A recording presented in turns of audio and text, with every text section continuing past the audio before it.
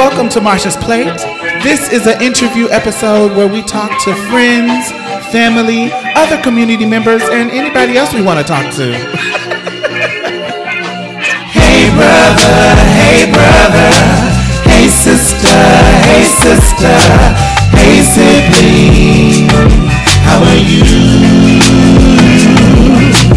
Hey brother, hey sister, hey sibling, how are you? Hey, how you been doing? Just checking in today on you. Hope that the joy.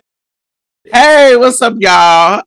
So I am so excited to have Dr. Kourtney Ziegler, Kourtney Ryan Ziegler. I love Ryan. That's one of my favorite boy names. Yes. I've stopped using it, but thanks for dropping that back in there. I haven't used it. So I've been wanting him on here for a very, very long time because, you know, he's somebody that I've been watching for years. I was introduced to you really, really early on before we actually met in person. I think it was like 2005. Yeah, that was a long time ago.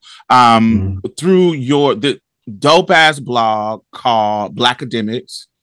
And it was a Black feminist academic blog, just kind of where you just kind of dumping your shit, like, hey, talking your academic shit about Black feminism, about your life, about your opinion of shit. And I think I may have been searching and I just came across it. And so sometime back in them days, sometimes you'll come across stuff and you'll read and be like, oh, this is dope, but you don't know who's behind the computer, but you resonate with what's being written. So that was in like 2005. And that was a crazy time in my life because I was moving from Indianapolis to Mississippi to Texas and, you know, literally when I was right before I came to Houston to live. I'm traveling, escorting, and, you know, just kind of hustling and doing my thing. So, but I was on the internet all the time. So I'm running into all of these, you know, people's thoughts and, you know, searching stuff. And I have ran into the blog. And so fast forward to 2008, I'm on YouTube. Now, YouTube is something that that's where you're from. Yeah, that YouTube is something everybody is introduced to YouTube around the same time, and not everybody, but between when it launched in 2006 and 2008, these is like the early OGs of YouTube. Yeah. And so I had met this trans guy. Like when I came into the YouTube game, I had already been trans for a very, very long time. But in 2008, a lot of people was getting on there and they were just starting their transition. They were just getting into hormones. And so a lot of the stuff that they were talking about was about the medical side or the physical side of transitioning. Like, you know, I've been on T for 3 months. I've been on estrogen for 2 months. I got this surgery. I got this. It was all really just about the physical. And because I had changed so drastically already, because I had started in 94, by the time I get to YouTube, I already have my physical transition where it's going to be in a sense. And so what I had to offer YouTube at the time was just my kind of experience, my lived experience, how I navigated my transness with other people, like my parents, my siblings, and blah, blah, blah, blah, blah. So that's kind of what I had to offer, and people started to resonate with it. So I met this trans guy on there, and he introduced me to this Bishop Rawls, and lesbian couple Rawls and her wife, First Lady Gwendolyn. And there was the Trans Summit. I think it was called the Trans Summit that they were doing in LA. And he introduced me to you and said that you would be there because your film, Still Black, was going to be playing at this location. So you did the film in 2008. But this is probably like 2010. And when I meet him, he tells me, he was like, do you know Kourtney? And I was like, no. And he sent me a link to your YouTube and you on there. And he was like, okay, you doing, this is early in your traces. I think this is when you first got top surgery. It's so funny because my partner here in South Africa has a child. And like he's, kids ain't supposed to be on YouTube now, which is so funny. And I was like, when I was around when YouTube was just now, YouTube in 2005, like on it. And I was talking to my partner and I was like, man, there's some videos out there somewhere in the world of me, like at 25 years old, be like, I got top surgery. I'm 42 now.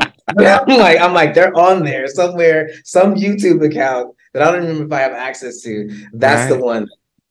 That one right there. Yeah. Yes. And so I was like, you had just got top surgery, or I think I was introduced to you right before you did it, and you were talking about some trans stuff, and then I subscribed, and then you got top surgery. And so I met you in person for the first time in LA when the film was being presented there at the Trans Summit. It's the first time on film that I have seen a depiction. Really, I want to say any. Let's say. Let's say that out loud. I haven't seen, and that came out in 2008. I haven't seen a film this so intimately exploring Black trans masculinity in the way that your film did. And I felt like that film not only was before its time, it set a standard for what is to come later in the next decade. And so thought it was dope. You came in.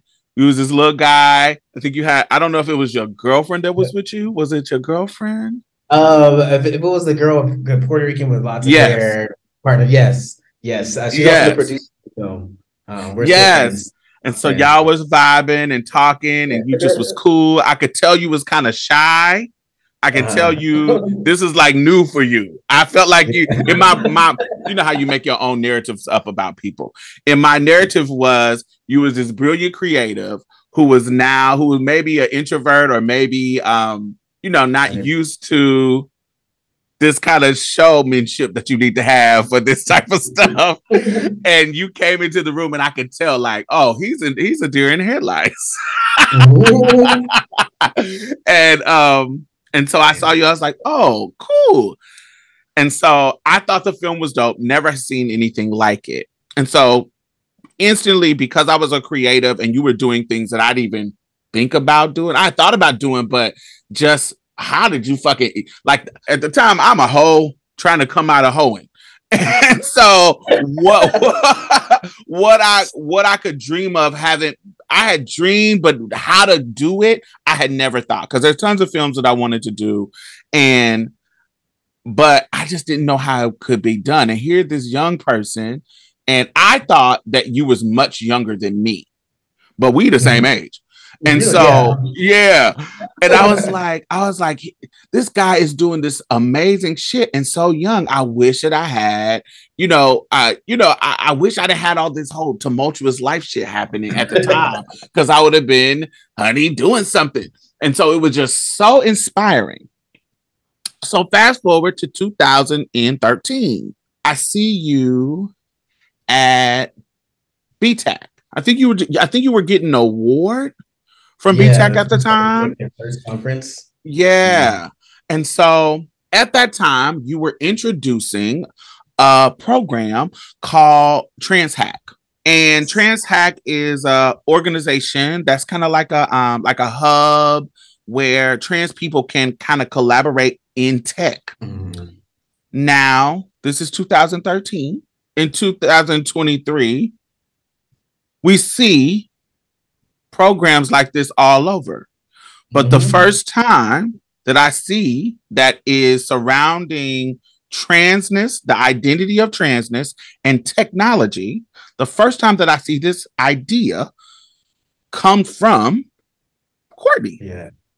And so once again, doing something that is before its time, something new, something fresh, that here a decade later, more people are hopping on, and yeah, I just feel like that shows your brilliance and how before it was in vogue to do, you were creating pathways to innovate our community, and use new and fresh tools to get us to a whole other level. So while all of this was going on, you was also becoming one of the first people to get a doctorate in African American study from Northwestern. Right? Yeah. Now, am I clear? You're not the first trans person. You're not the first man. You are the first person. Period. Yeah. People be like, oh, the first trans. I was like, no. We didn't have to put trans in there. First person. I got the degree, and 3 years later, my colleagues got the degree. So, instead of I love that. It was hard though, but I know, because I was watching you go through it and you was coming on reading. I can't wait to talk. There was a moment in my life where I was so full of like, I think, immaturity and like wanting to always like be like, man, Kourtney, pat on the back, good job for doing that, for, you know, like being a pioneer in a lot of ways. I'm so beyond that in my life now. I'm so grateful that I like grew up in a lot of ways, and understanding that to be a pioneer, it means like, you know, everybody's not going to be like, what your job is to do is to literally like open doors, and then, you know, like maintain and live a happy, healthy life, which is what I'm doing now. And knowing that the work that I did it's inevitable. It's had a domino effect. I appreciate you bringing up TransAct, because now, and the whole TransAct shifted the whole technology industry. Like there's bathrooms policies and things in tech, and like, you know, there's millions and millions of dollars that go to people to building, you know, there's trans companies now, all about trans software. And I was like, oh, I did that like 10 years ago. 10 years ago. I was like, yeah, you know, 10 years ago. I'm grateful that I can inspire people and create so much important change. But man, it's the Northwestern time was hard. And I think the TransAct time was hard because I was just like, I love myself a lot more, much stronger.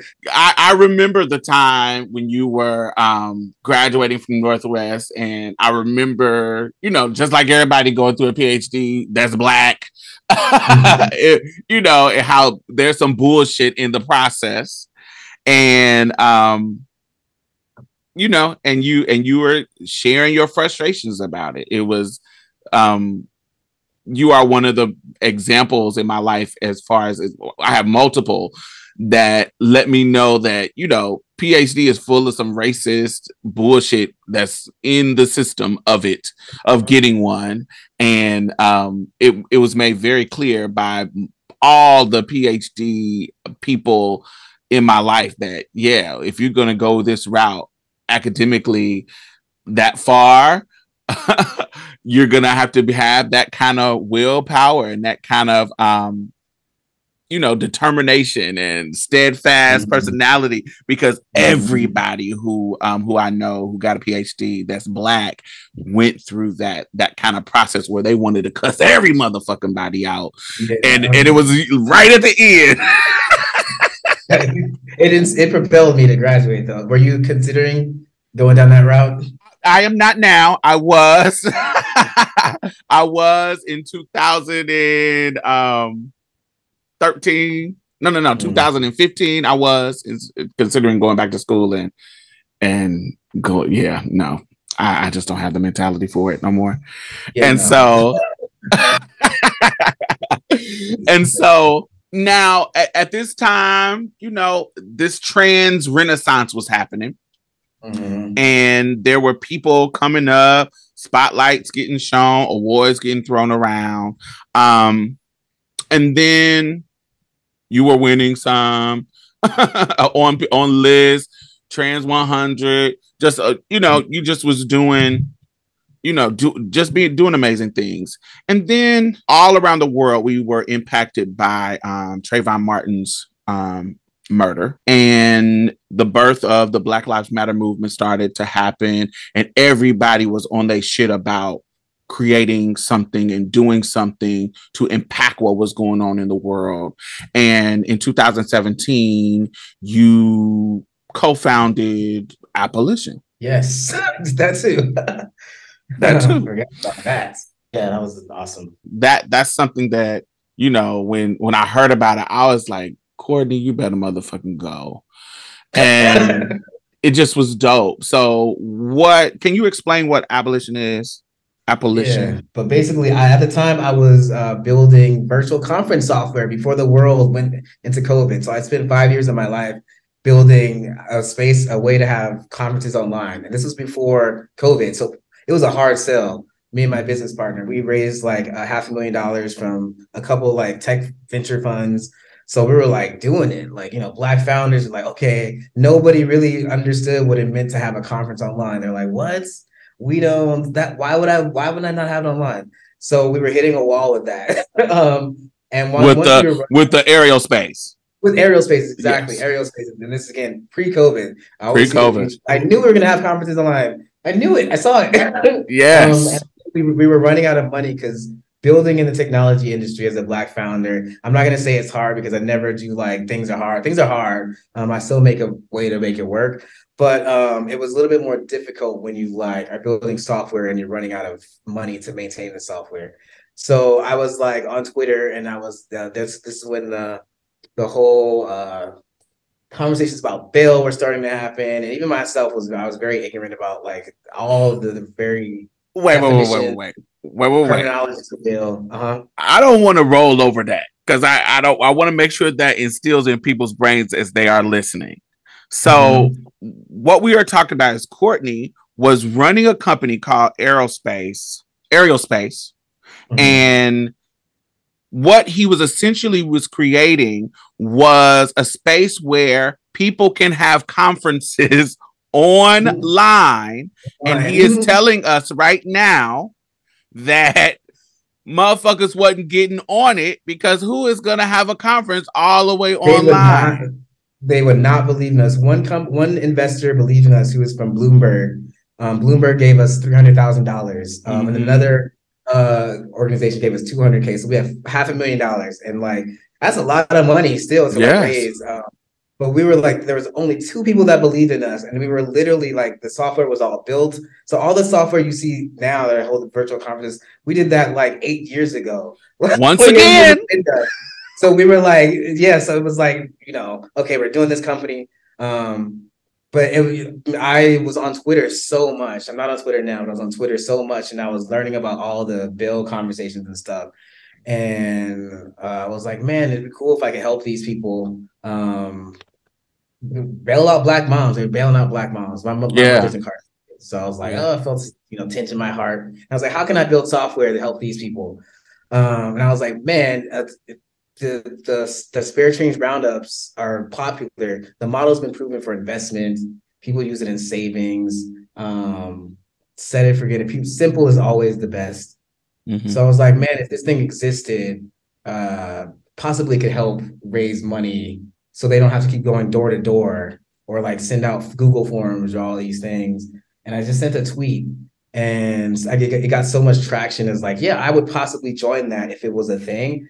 But I was like, bet, let me go do this. So I like took time from the actual funded venture backed company. Nobody was buying it.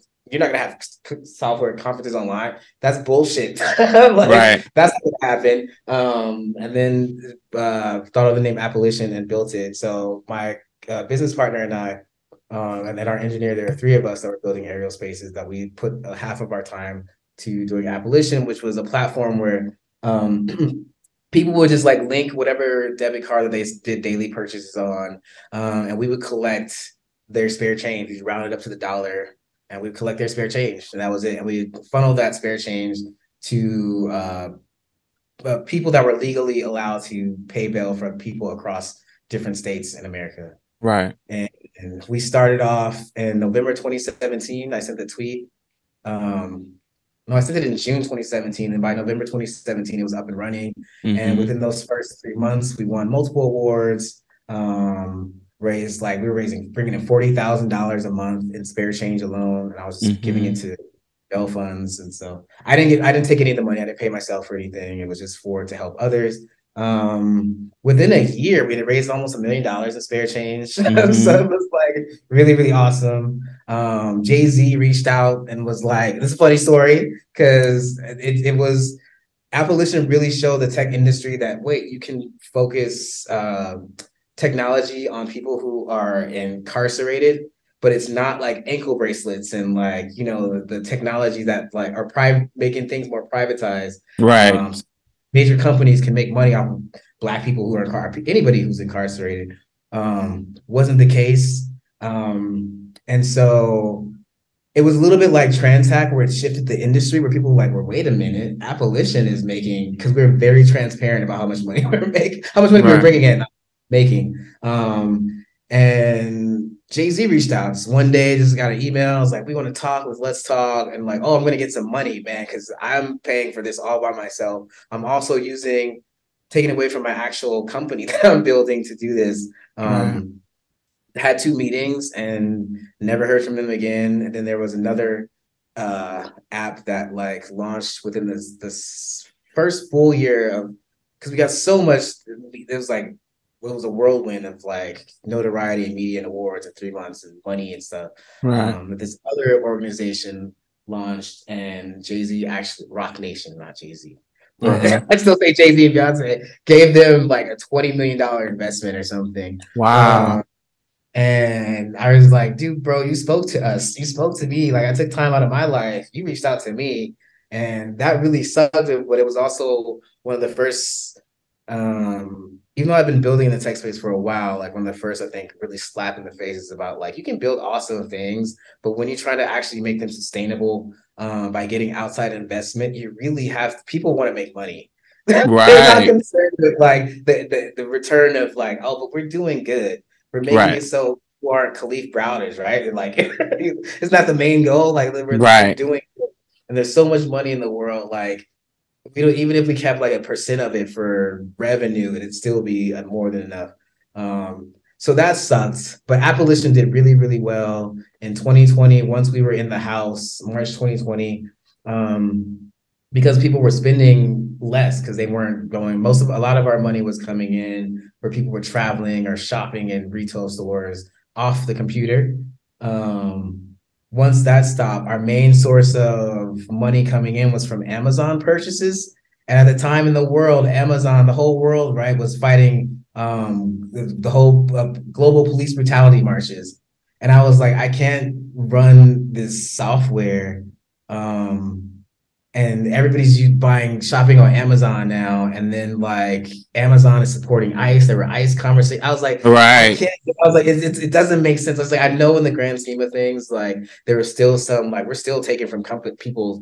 People are still shopping towards these companies, and we're taking like the 25 cents, the 50 cents, whatever. But when it was all from Amazon purchases, it started to be too direct.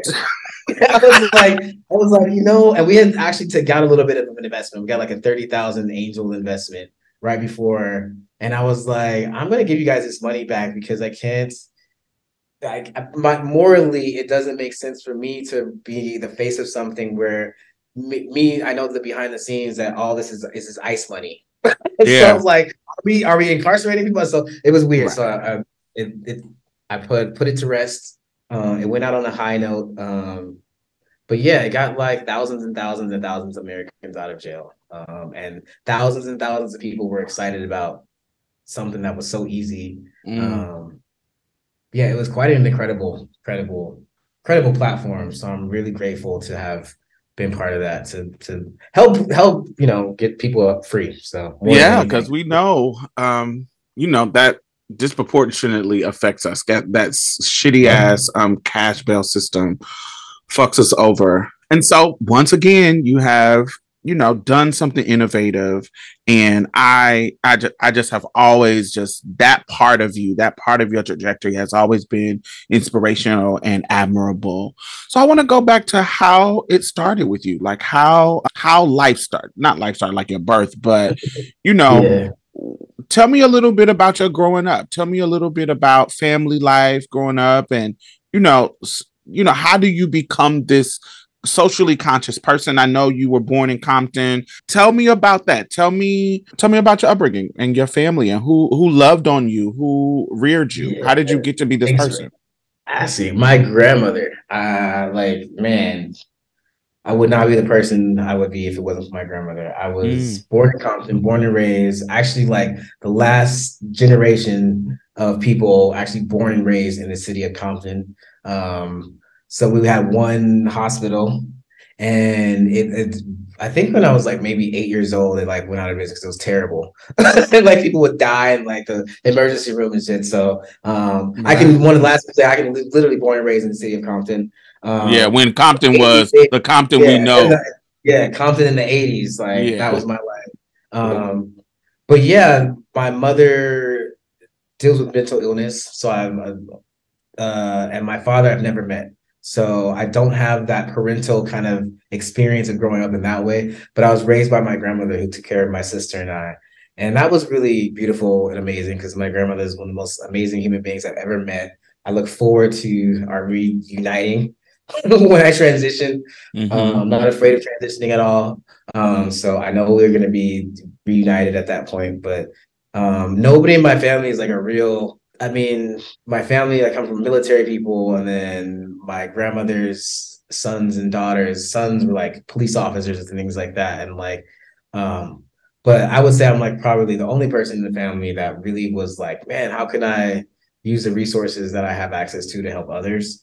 I don't know where that came from. I guess it's like there was also like with Transec, I didn't want to be broke. I finished my PhD and I was broke and I had nothing. It was literally like the hardest point of my life. Mm. And the school I got the PhD from didn't want to give me a job. And it was just like, I was like, well, how do I not, lose my apartment? Because my car got repossessed and everything. So I was like, well, how can I? It was like living in Oakland at the time. And I had opened up a vintage shop with my partner. And so that was like kind of put me in entrepreneurship, the spaces like that. And I was like, Right. well, maybe if I can build something to help people in the growing world of tech, maybe I can build something to help me find a job.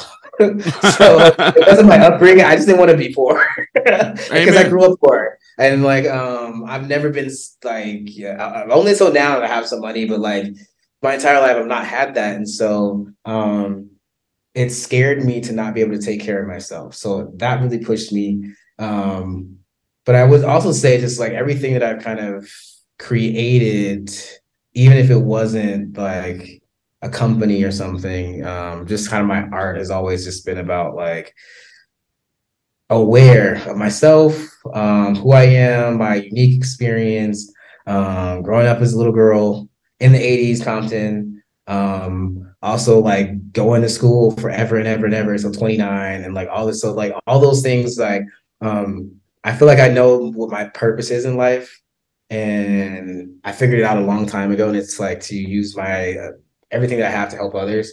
But that didn't come to like maybe 25 that I figured that out. Mm. So Is that the same age that you started to transition? I went to college at 17 and I started to like socially transition. Uh-huh. Great story because I went to college, I went to UC Santa Cruz. And so I was starting to go by Ryan. So they just called me Ryan. They just like dropping Kourtney. So like in classes, people were calling me Ryan, and I got a job. I did work study, and I got a job in the LGBT center. Shout out to And work study. yeah, shout out to work study for real. I don't even know if they still have that. I don't know how college works these days, but like No. the work study, like yeah. And I would have to clean the LGBT center like after events and stuff. And I saw for the first time ever in my life the FTM book. I don't know if you've seen Mm. it, but it's like the original FT. There's like this white man on the cover, a profile. He has like a cut haircut, like Uh-huh. denim halfway open. It says FTN, and I was like, "What?" Blew my mind. Changed it. And like I was like, "Yes, Ryan makes sense." And then so I went all through college, like before, and this is like it's interesting. I don't know how it is for you, but it's interesting how like things have moved so fast now with naming and terminology and laws and things. They're just like even myself, I'm like, I don't even know what's happening in a lot of ways now. But at the time, it was a different time. It was the '90s, late '90s. I was just learning who I was, what the FTM was a thing. And people would probably be mad to say FTM now, but when I was at that age, that's what it was. That was the terminology. That was the That's term. what Yeah. I saw FTM. Right. So I gotta like be honor my history too. Yeah. And that book changed my life. And so medical transition, yes, I started at 25. Gotcha. But like before that, I was like, can you be like, I'll just go by Ryan, and that I've never changed who I am. Never dressed any other way or presented myself in any other way. But yeah. Yeah, I But that remember was those when days. I was able to do it at that time because I had health insurance that would help and to take cover to help that. But California, it wasn't, not to my knowledge at that time. Or perhaps it was, and I was just not, I didn't know that I could have like Yeah. yeah, yeah. Yeah, in my So 20s. okay. So in that process, did you have in that kind of like prior to the medical transition between, let's say 15, 17 and like 23, in that kind of process where you just kind of figuring it out and, you ran into the book, what were some of the, how did your self start to reveal itself? How did your truth started to reveal itself to you? And how are you navigating that space? I call it confusion. Maybe people may not. For my personal transition, there was a time when I don't have any other word other than confusion, but there was a time where I'm figuring it out and I don't have all the language. I can't articulate every single feeling that I'm feeling. I don't have what I have now as an expert of my own transition, and I can talk and I can borrow language from other people and da da da da. I didn't have that, and I didn't have anybody around me at all. I'm in fucking Indiana in '94. and so I didn't have anybody around me that even remotely understood anything about what I was going on. And so how did that come for you? Like how was it navigating that kind of the smoke hadn't cleared space? Yeah, I think you bring up. I think even though I'm not from Indiana, there's probably a lot of similarities with our upbringing because I didn't. There's not even like I can't even think of to this day. Everybody has like the gay cousin or something. I think my mom was gay. There have been moments where I remember going to a friend's house and stuff like that. But like I don't. Growing up, there was maybe a professor of mine was gay in high school or something, but like and I'm using gay because I feel like that would be like at my young age, the closest to really understanding like any type to understanding. I could do something different. Yeah, exactly. I've always known who I am in my life. And that is a different debate about, kids and being trans and all this stuff. But I remember I was in an after school program called Visual and Performing Arts in the hood, under 10 years old, and there was we sang the Do Re Mi song, and then we were done, and the teacher was like, "Okay, all the fellas with stripes on." And I got up, I had a striped shirt on, and she's like, "Fellas," and I was like, "It's funny how we all have this similar type of moment." And it's crazy because like I didn't even know like that fellas meant that like I knew it meant the little boys, but it didn't really register in my brain that I wasn't one. Like it's I don't even know how to you understand. Like, yeah, I love how you said like the confusion or whatever. Like it's not even a word to put on it, but like I knew and I didn't know at the same time. And so it was moments like that where like I knew what you told me. I knew what they told me, but I also know what I feel. And yes, I know mommy said from the time I could remember, I'm a little boy, but I also know my feeling in my mind of how what I feel. And so yeah, exactly what happened. And I carry that memory with me to one of my most important memories of my life, where like people like in the class, the other kids laugh, but it wasn't even like they were laughing at me. It was just like, well, I know I am a fella. So there were like those moments that would happen throughout my life, and like I've never changed who I am. And then being from Compton, which is in Los Angeles, like I grew up in a very lucky environment to like go to school where there's like different kids with piercings and all these different things. So there's a little bit more room to present myself differently. Yeah. And yeah, like my entire like when I was like a young teenager, I guess I would have identified as being a lesbian or being gay at that time because that's the language that I had, and so I saw that That's what it was. when I was like 17. So like it changed my world. So exactly that's what it was, and so it wasn't like I've never felt like it was hard or difficult. It would have been. I mean, anything would be nice in retrospect. But I never really had like a strong community of gender variants or sexuality variants, people to grow up with.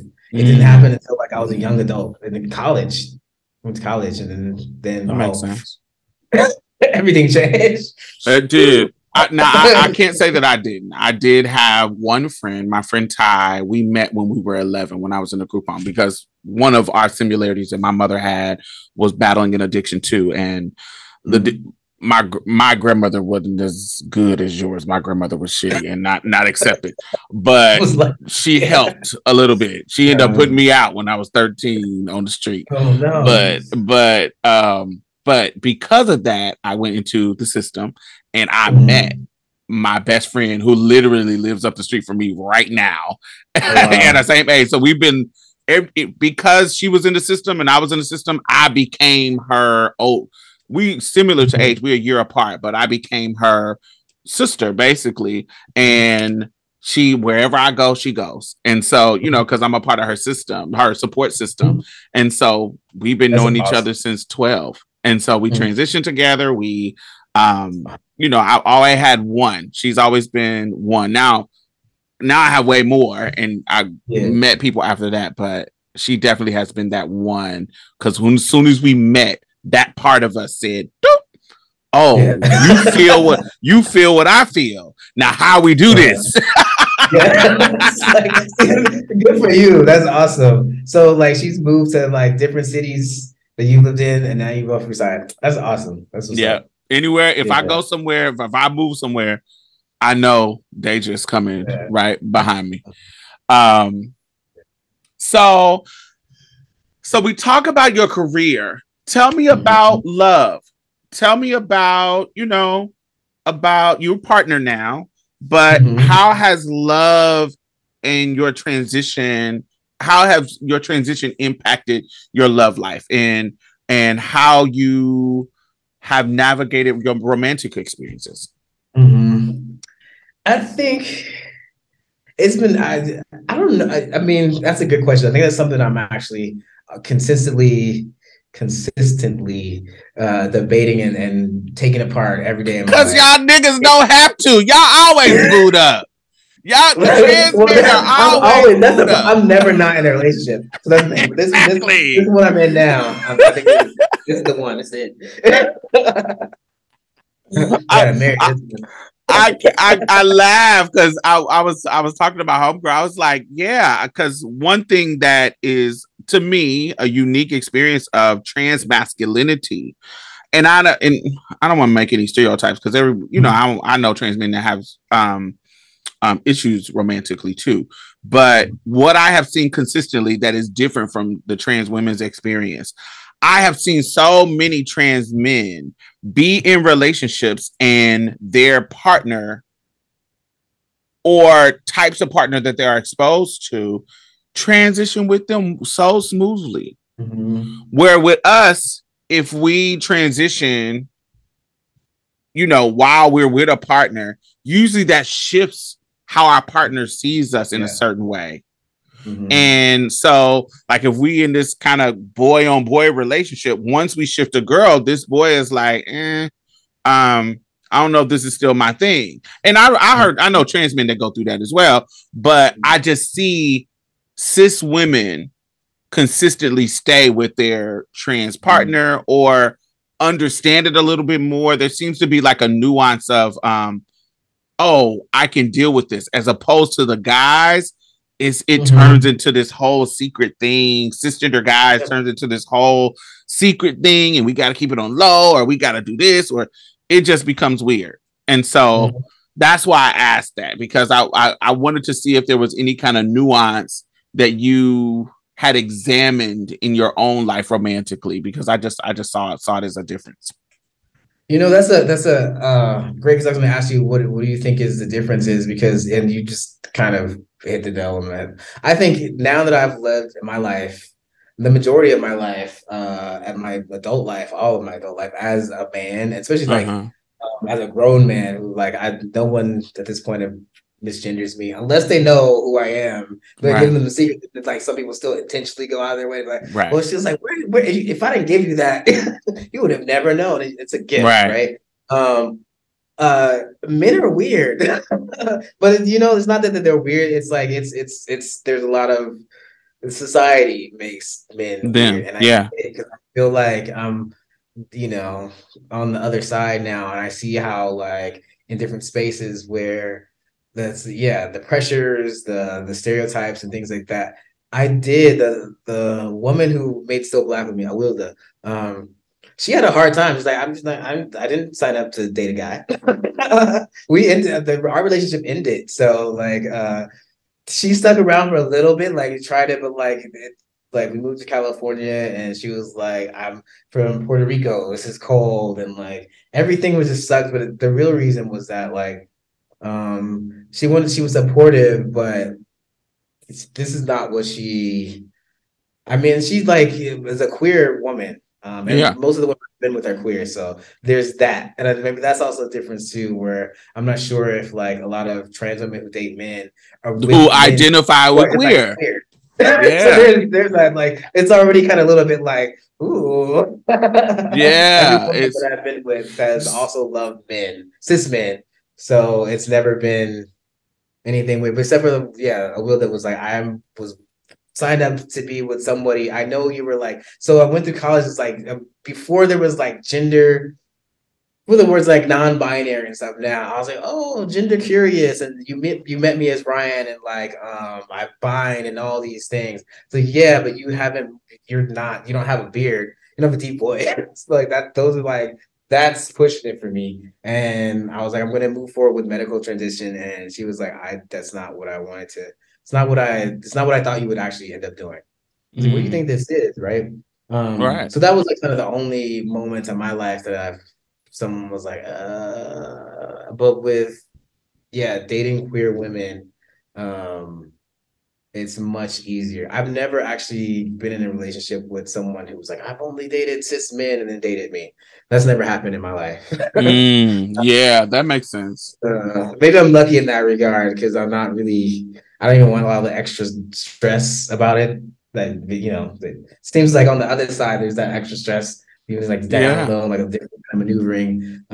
There's not as, I guess I say it, there's not as much fluidity in the cis space, in the cis male space, to be able to have that kind of I think there's a fluidity that happens in the cis women space that makes them a little bit more open and a little bit more understanding, just a little bit more, because they can be just a little bit, just a little bit, because they can be on some foolery too. People are exactly.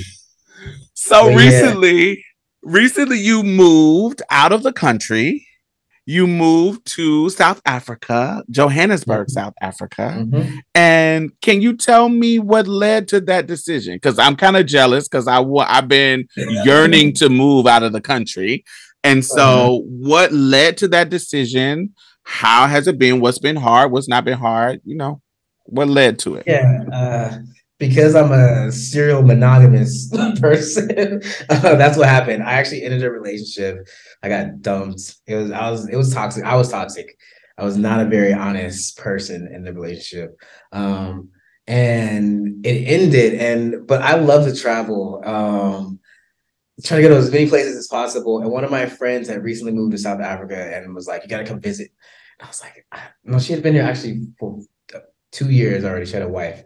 So you got to come visit. And it was my 39th birthday, and I was the week of my 39th birthday, and I was like been sad and crying for like 3 weeks, like really hard breakup where I was like dying. It's like I'm going to die. Every day I wake up, I was like, I'm going to die. And then she's like, come to No, South I Africa. think it was Oakland's rent. No, it was like rent The wasn't rent even. in I was California. like, oh my God. So I was like, fuck it. Okay, I'm gonna. And this is right before COVID. So I went and had the time of my life. And it was the first time I've ever been to Africa. Um, Came and I met my current partner. She's in the other room. And like we met December 23rd in 2019, and we were together like I was here for a month and a week. We were together every day for like 3 weeks. I met Wow. her, we're like, let's go on an adventure. Let's go to Cape Town. And she's like she's born and raised here. So she's I call her like the mayor of the city.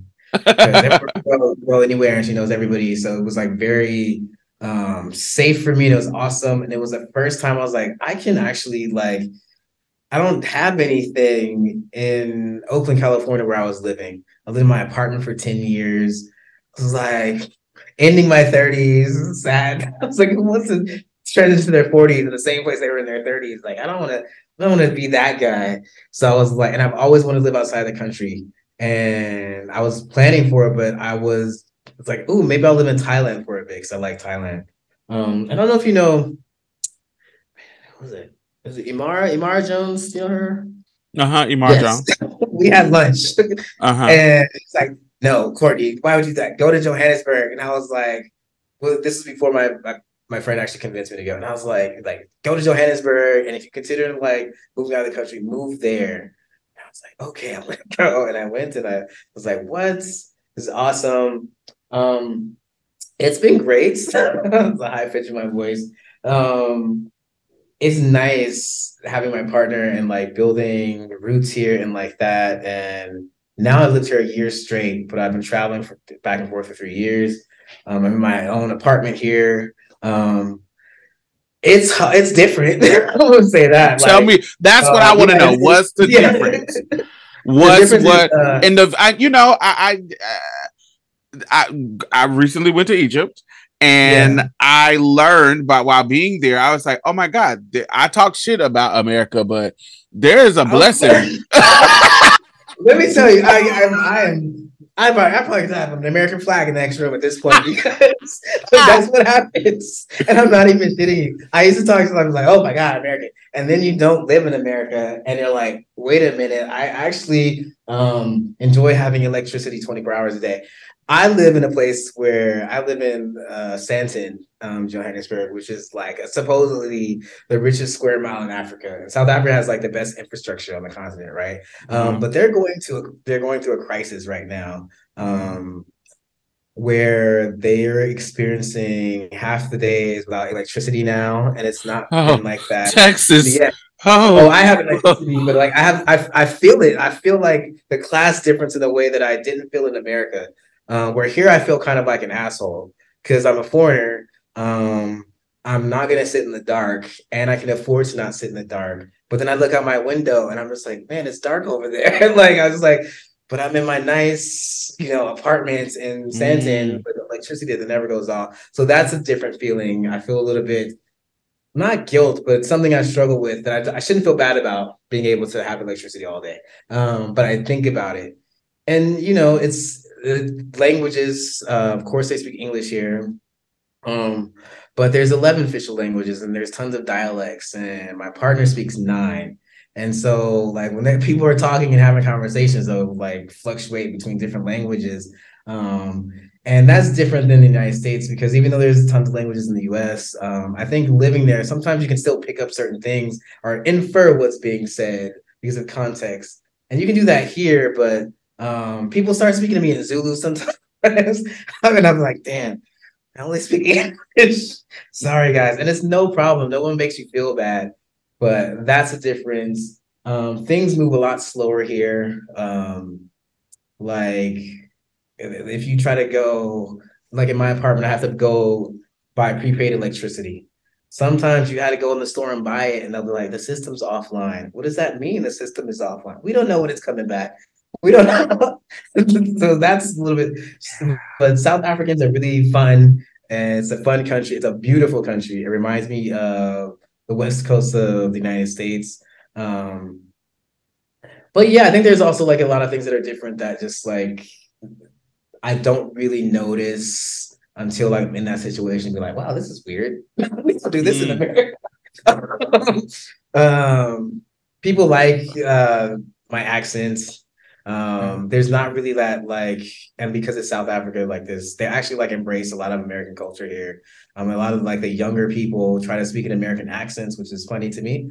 Man, you gotta check out one of their most famous rappers here is a rapper who only raps in an American accent. Wow. And it blows my mind because like in America, this could be a little bit offensive to Black Americans because, you know, for us, like, you know, I'm a gatekeeper of Black Americanness. Like, I love, no, you are not Black American. No, that's our language, this is our culture, this is our things. I'm very heavily into that. Yeah. So here, you gotta look him up. There's this rapper called Nasty C. Super duper famous here. He also does some work in America. And like, if you heard him rap, you would think he's from the East Coast. You would never think South African at all. Like, and you know, and that's mind blowing to me because I'm like, wow, when you do see like their hip hop artists, they're rapping in this emulated New York accent. And that's really funny to me. I'm like, why do you guys do that? Like, it's okay to your South African accent. But so that's interesting. Food is good. Food is good. Amazing. Food is really good. Everything here is flavorful. Africa, I'm sure it wasn't in Egypt. And then the style, you know, because everything's stolen from here. Like people are beautiful, most beautiful women ever I've seen in my life. A lot of my ignorances have been challenged, and my biases, you know, are challenged every day. And I consider myself a smart, open-minded American. But there are also things I'm like, man, I didn't even think about that. Didn't even think about that. You know, give me one example. Like some of their most popular celebrities are gay men here. You know, and not that I thought that like, oh, they're homo because they have gay marriage here, right? But like, it's very well embraced. It's not like you know, one of the most popular people on TV is a gay man who's very flamboyant and beautiful and changes his hair and like all these things. And like some of their other famous social media stars are young gay men who are very effeminate and like it's okay. I actually got into it online the other day with some Africans in Kenya. Because an LGBT activist was killed, stuffed in the box. So have you heard about that? And I was like, online, and this fucking sucks. And then someone's like, if we Africans can, you know, we don't accept without being gay like the West. And I was like, well, actually, I'm living in South Africa, and you guys have gay marriage, and you know, you guys have gay legislators. I mean, and gay celebrities, and like gay businessmen and gay businesswomen here, and like, not so many of the trans people who are that famous here, but like that was really. Challenged what I originally thought of things. And it wasn't like, oh, do they have water and cars in Africa? It was more like, I'm coming from America and I have a different kind of perspective, even though I'm world traveled. But yeah, I never thought I would live in Africa. Gotcha. I never thought that I'd be like, you know what, I'm going to move to a country in Africa. It never crossed my mind. It never crossed my mind. And I'm so glad that I did. I'm so glad I did, even though it's harder. My apartment is much cheaper. But like things are slower and sometimes safety. Have you ever felt worried about your safety? Never. No, but they talk about safety a lot here. It's like South Africans, I think. Now that the economy is not so great happening here in South Africa, I can see the concerns of safety different. But I'm like, I'm from Compton. I grew up. And someone one day told me, yeah, but Compton is not in Africa. And I was like, you're right. I can't really be like, I'm from the hood. It's like, my hood is not your hood. My hood is not your hood. Not your hood. Like, you walk around with your phone, like you go to a restaurant and like, you know, there are really nice places here. You're at a like, you know, luxury restaurant and people will still be like, put your phone away. Like they do snatch and grab here. And I was like, it's not something that I consider in the United States at all. I brought my partner to the US. We were in San Francisco like a few weeks ago, and we were at a place, and she had her iPhone on the table, and she went to the bathroom and came back. She's like, "This would have never stayed on the table in South Africa." And I was like, "Really? Wouldn't it?" Or, whoa! Wow. No, or yeah. So those things. But like you do hear about like hijackings and carjackings, and I've bribed the police here. I've bribed things here. Like you give a little bit of money, but I guess that's anywhere in the world, to get things a little bit faster. But yeah, It's there's heavy things. bartering. Heavy barter, Yeah, heavy heavy haggling. barter. Yes. Heavy barter. Heavy That's what I noticed in Egypt too. Where it was like, got oh, money, if you everything's got money, fantastic. the world opens up to you. It's Yep, real. everything. That capitalist slickness is really there. It's really here. Yeah, there are things you can do with money here that you can't do in the U.S. I'd probably get arrested. I Yeah. mean, like, give you 200 or something, you know. And the last thing I would say is like being here for the past 3 years, I've been witness to the dollar getting stronger against their currency. So that sucks because, yeah, it's moving to a place where I still work in the United States technically, right? So I'm bringing American dollars here, and I'm able to like help my loved ones here now, and in ways that in better ways, but at the same time, I'm like, okay, like this is not a good. The economy is really struggling in South Africa. It's nice to be part of like the cultural wave. Like I'm a piano and everything's coming. Music in South Africa is great, Yeah. great.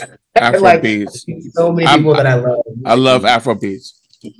Yeah, everything is like you can see all the amazing artists here and see that, but the economy is they're having a hard time right now, and that's interesting to watch because I'm not a citizen, so I don't have rights and I'm not really safe. Like I still have to leave to get a new visa, so I have to renew my visa all the time. That's starting to make me like, right. What's gonna happen? But we'll see how 2023 goes. So let's talk about what you are doing now. Let's talk about Well Money. Yes. Tell me about how this started and tell me what's the future.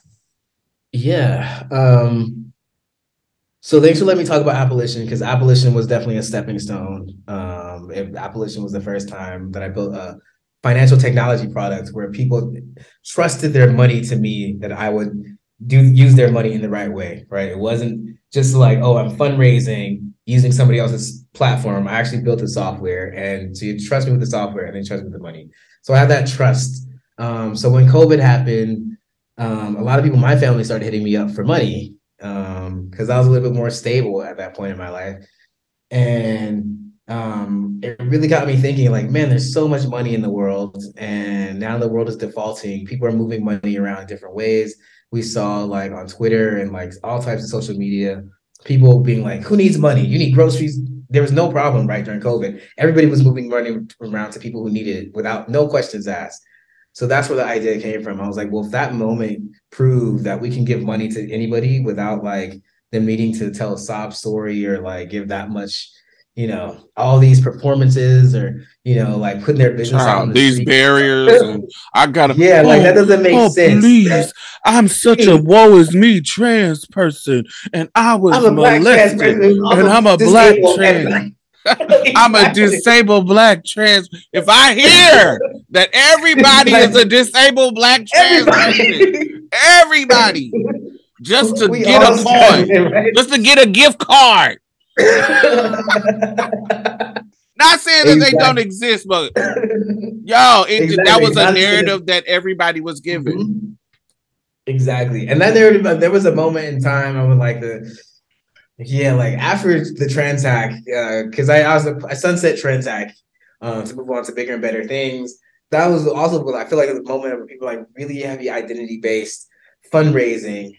No problem. I'm not passing any judgments on anybody. I'm just saying that's what it was. But COVID showed that like even the U.S. government gave out checks to people, gave people money without, here, take some money. We have to pay taxes on it now. Like, here's some money still, right? So the idea with Well Money is that it's a membership based community where everybody pays between $1 to $3 per month to access a platform of resources that make your life cheaper, as well as the ability to access money when you need it for emergencies from a group of community members who have it. So I'm a Well Money member. So let's say I've been paying my $3 a month, you know, for the past 2 months. And my laptop breaks and I need like $200, maybe like $100 to get something. And I can submit a request, confidential request to the community, completely anonymous. The only people who know who's asking for money is me and my other team because we built the software. And as long as you're a current member and you've contributed to somebody, you put money in the pot to help somebody else, we'll give that money to you within 24 hours. No questions asked. And then after you get the money, we ask people to share a note with the community. And we've seen that people are more willing to share, like, thank you for help without having to be, this is what I need money for. So it's like kind of a reverse thing. And people would tell me, like, when I was building, they're like, people are going to take the money and run. That's not true.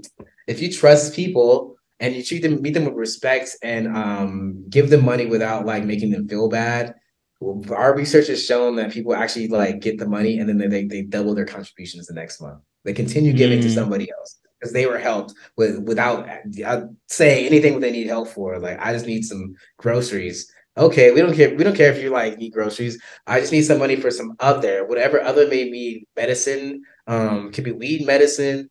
I don't know what you need in your life that is a financial emergency, but all I'm doing is connecting you, making it easier for you to meet somebody that has a lot of money and wants to give it to you.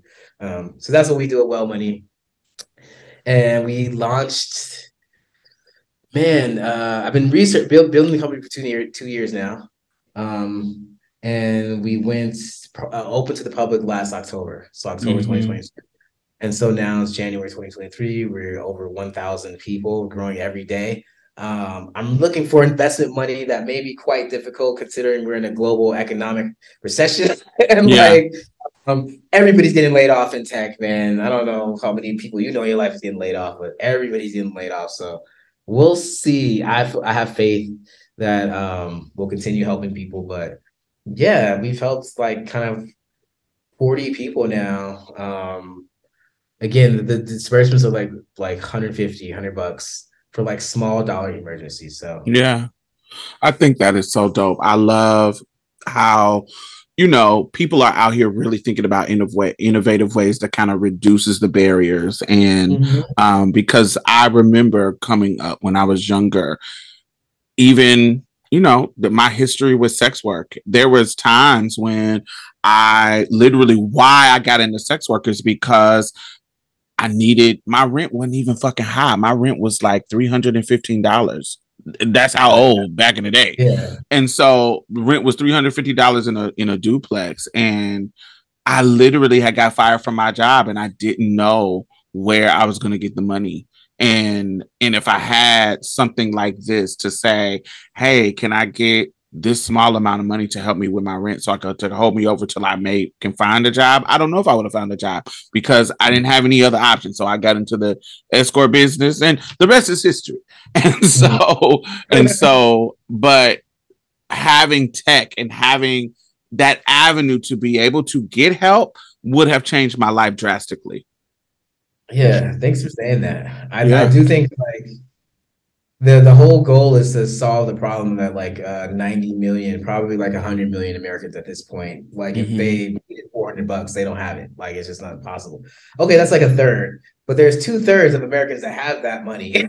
So like if 1/3 don't have it, 2/3 have it, and it's always showing that like there are always people who have money, they will always give it to somebody who doesn't have it. My job was to make it like a The new, connection. easier way for those people to do that. Like, that was it. So it's not even like shifting that much. It's like, again, it's never about it's about seeing things, seeing the bigger picture and making it very simple. But also being a little bit ahead of the game because again, everything's anonymous. So you don't know, nobody knows anybody on the platform. All you are is when you log in, you're a Well Money member. You see how much money we've collected, you see how much money we've dispersed, how much and where it's gone to, rent, groceries, utility bill, medicine, whatever. And that's it's completely anonymous. So that's what's different with what we're doing. It's not a GoFundMe, something like that. So yeah, it's working, and I'm excited. I'm excited to continue growing it because I conceived of it, and I got a little pushback. I got a $1 million investment to build it,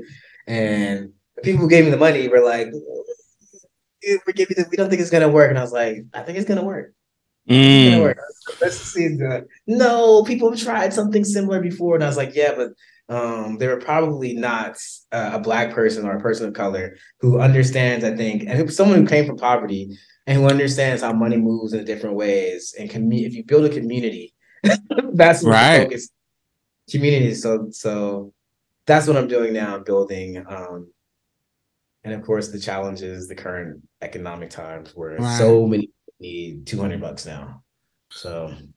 Well, I have faith in you, and you continue to inspire me to be innovative and try to do something different, do things in a way that is pushing the culture forward. And I appreciate you. I love you. I am watching you from afar, and I am so proud of you. And I have every faith that you are going to continue to set a standard that half of us can't even get to, but but continue to set a standard that not only is rooted in community care, but very thoughtful and powerful. And I appreciate you for that. I see you, brother. Thank you for saying that. I appreciate you. Definitely. Thank you for having me. I was like, a little bit like, man, one day I want to be interviewed, be watched from far. Of course, I'm always excited for everybody's wins. Always. Put that on the table. 100%.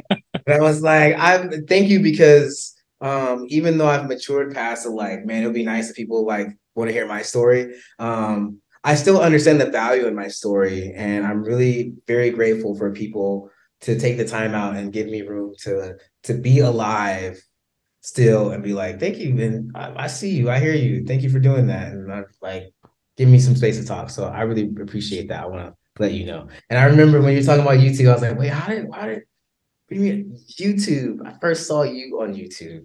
Of course. Yes. Yeah. So tell the people where they can find you and how they can get involved in Well Money. Yes. Well Money, WELL-money.com. Go there. You can easily sign up. Join in the movements. Again, we're a new company, so the future is definitely bright. But we've helped so many people already and brought in so much money already. Like, I'm super excited to keep growing. And I don't have social media like that anymore. I miss fake rapper. I know. I got banned from Twitter, so, even though Elon's back. Like, even though Elon's back, I got banned like 3 years ago, and I've not looked back. I've kind of missed it too, but I'm not on Twitter. But LinkedIn, you can find me, Dr. Kourtney Ziegler, and yeah, that's pretty much the main place to find me.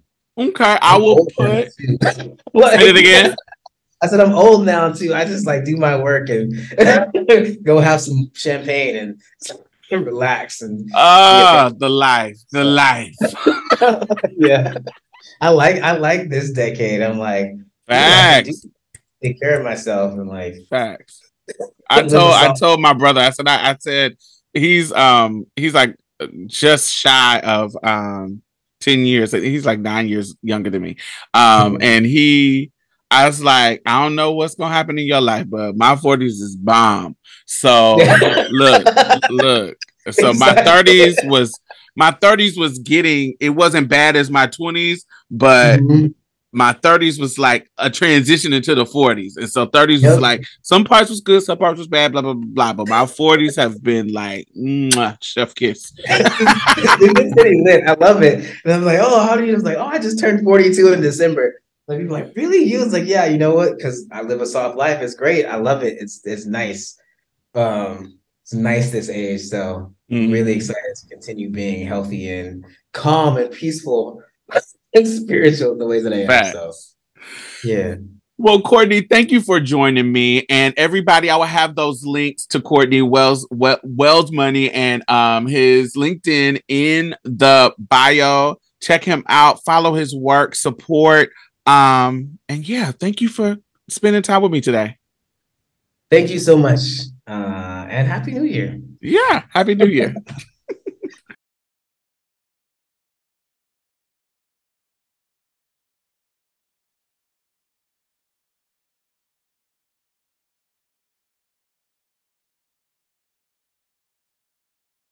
Hey brother, hey sister, hey sibling, how are you? Hey brother,